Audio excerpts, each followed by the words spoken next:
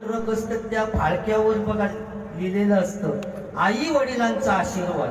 अगदी मोठ्या अक्षरात लिहून ठेवतात आई वडिलांचा आशीर्वाद आणि त्याच्या खाली लिहितात भाड्याने मिळेल.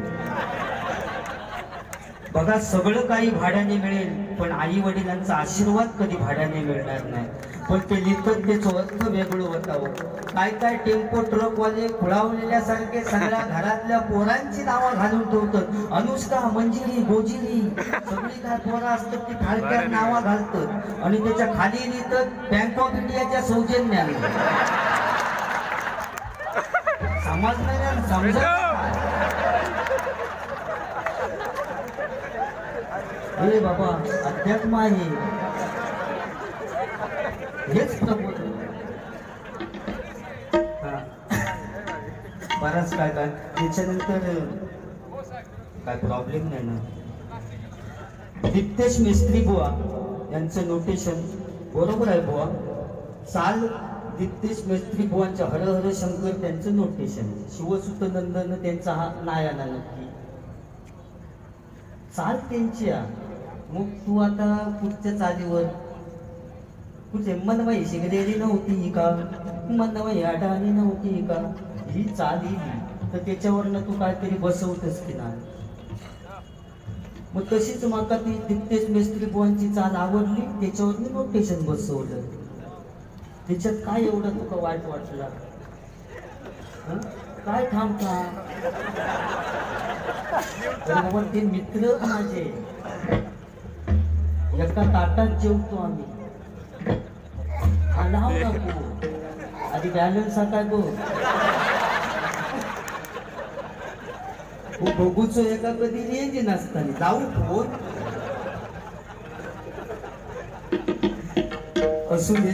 एक तो विषय झालो शाळेत 2 बटनांचा काहीतरी सांगला पॅन्टिक मी 2 तू काय माणसातलं म्हटलंच काय रे समोर महिलावर करते बोल. आता ठीक आहे रे त्या सांगलंच तरी काय मग फरक नाही कारण लहान पोरगूच आहे.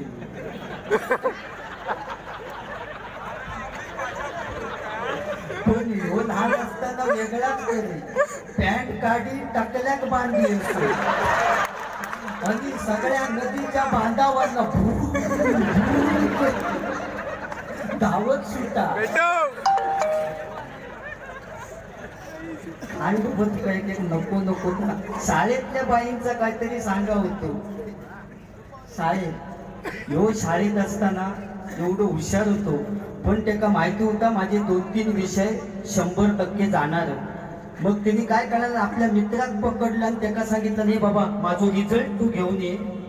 पण रिझल्ट आणल्यानंतर समजा माझा एक विषय गेलेलो असलो तर माझ्या घरच्या माणसांच्या समोर फक्त एवढा म्हणायचा हरी हरी हरी हरी म्हटलंस की माका समजत माझा एक विषय गेलो.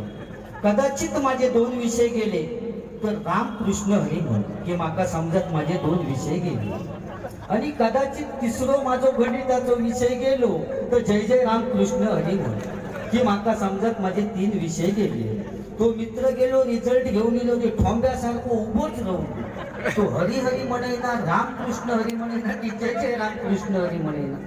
शेवटी कदम बुवा सांगता हे बाबा काय दिवे लावले ते सांग रिझल्ट घेऊन येलं असं सांग म्हटल्यानंतर त्यांनी सांगाक सुरुवात केला. मित्रांनो कुंडली गवरदे हरी विठ्ठल श्री ज्ञानदेव तुकाराम पंढरीनाथ महाराज की जय.